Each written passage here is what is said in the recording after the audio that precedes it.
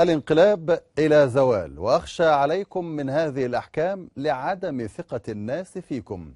هذه بعض الكلمات التي وجهها الرئيس المحتجز محمد مرسي لهيئة المحكمة خلال جلسة اليوم في قضية الهروب من سجن وادي النطرون خلال أحداث ثورة 25 يناير، والتي انتهت القضية بتأجيلها إلى يوم 7 مايو عقب قرار المحكمة بحبس 21 متهما لمدة سنة بتهمة إهانة المحكمة. القاضي نادى الرئيس المنتخب قائلا: اسكت يا مرسي، لكنه غضب لأن أحد المتهمين ناداه باسمه قائلا: يا شعبان، واعتبرها إهانة له وتستوجب الحبس عاما، لكن من حبس عاما قال له: شكرا يا شعبولة.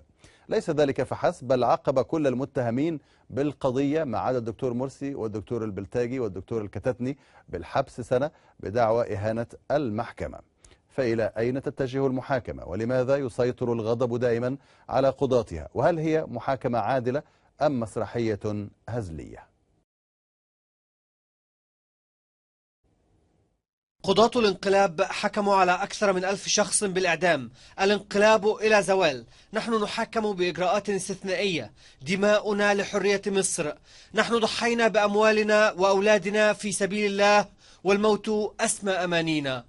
نطالب بإدخال مبارك والسيسي وطنطاوي وعنان وقائد سلاح حرس الحدود وقائد القوات البرية في القضية كمتهمين، لأنهم ارتكبوا جرائم تمس باستقلال البلاد وسلامة أراضيها، وذلك في الفترة من 25 يناير وحتى 11 فبراير عام 2011.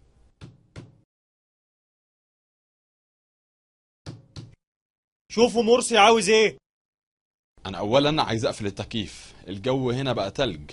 ثانيا أنا عايز أتكلم وسيبنا أتكلم ولازم تسمعني. لو ما كنتش عايز تسمعني أنت جايبني هنا ليه؟ اسكت يا مرسي، اسكت يا مرسي. ايه يا شعبان؟ اسمه سيادة الدكتور الرئيس مرسي رئيس الجمهورية. انت حد قالك تتكلم؟ طب قررنا حبس صفوت حجازي لمدة سنة لإهانته هيئة المحكمة. شكرا يا شعبولة، شكرا يا شعبولة. قررنا إخراج صفوت حجازي ومحمد البلتاجي من المحكمة. نحن نطالب بعودتهما يا سيادة القاضي. طلبكم مرفوض. شاهد الإثبات العاشر عدلي عبد الصبور مأمور سجن 2 صحراوي بوادي النطرون يتفضل. المتهمين في قضية وادي النطرون حضروا إلى السجن بصحبة ضابط أمن دولة من 6 أكتوبر، وما كانش معاه أمر موقع باعتقالهم، وإحنا وضعناهم في السجن كأمانات. حكمت المحكمة بتأجيل القضية إلى جلسة 8 مايو. رفعت الجلسة.